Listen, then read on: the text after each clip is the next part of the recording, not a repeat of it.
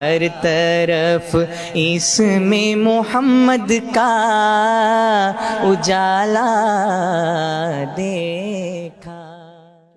ایک سوال ہے، صلاۃ الاوابین کے کیا معنی ہے؟ نماز اوابین کتنی رکعات تک پڑھنا ثابت ہے؟ جواب: اواب مبالغہ کا وزن ہے۔ آبا یعوب اوبن کے معنی ہے لوٹنا۔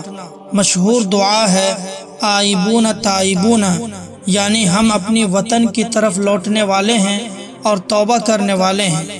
اور اواب کے معنی ہے اللہ کی طرف بہت زیادہ رجوع ہونے والا۔ اور صلاۃ الاوابین کا ترجمہ ہے جو بندے اللہ تعالیٰ کی طرف بہت زیادہ رجوع ہونے والے ہیں ان کی نماز، یعنی اس نماز کو وہی بندے پڑھتے ہیں جن کا اللہ تعالیٰ کے ساتھ خاص تعلق ہوتا ہے۔ پس لغوی معنی کے اعتبار سے مغرب کے بعد جو نفلیں ہیں وہ بھی اوابین ہیں، اور اشراق و چاشت کی نمازیں بھی صلاۃ الاوابین ہیں، اور تہجد بھی اوابین ہیں، بلکہ تہجد پر اوابین کا اطلاق زیادہ بامعنی ہے، کیونکہ تہجد اللہ تعالیٰ کے بہت ہی خاص بندے جن کو اللہ تعالیٰ سے بے حد لگاؤ ہوتا ہے وہی پڑھتے ہیں۔ یہی وجہ ہے کہ صحیح حدیثوں میں اشراق و چاشت کی نمازوں کو صلاۃ الاوابین کہا گیا ہے، اور مغرب کے بعد کے نوافل کو صلاۃ الاوابین ایک مرسل روایت میں کہا گیا ہے، مگر لوگوں میں صلاۃ الاوابین سے مشہور مغرب کے بعد کے نوافل ہیں۔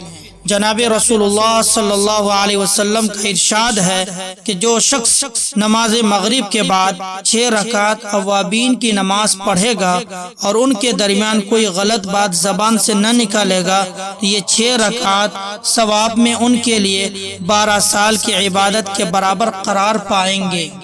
صلاۃ الاوابین کی رکعات کی تعداد کے سلسلہ میں 2 روایتیں ہیں، 6 رکعت کی اور 20 رکعت کی۔ ان 6 یا 20 رکعتوں میں مغرب کے بعد کی 2 سنتیں بھی شامل ہیں۔ معلوم ہوا کہ جو حضرات مغرب کے بعد 2 سنت اور 2 نفل پڑھنے کے عادی ہیں وہ 2 رکعت اور پڑھ لیں تاکہ کل ملا کے 6 رکعتیں ہو جائے اور اتنی بڑی مقدار میں ثواب حاصل کرنے والے بن جائیں۔